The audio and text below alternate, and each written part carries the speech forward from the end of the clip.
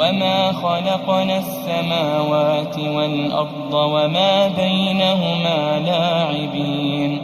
ما خلقناهما إلا بالحق ولكن أكثرهم لا يعلمون إن يوم الفصل ميقاتهم أجمعين يوم لا يغني مولى عن مولى شيئا ولا هم ينصرون إلا من رحم الله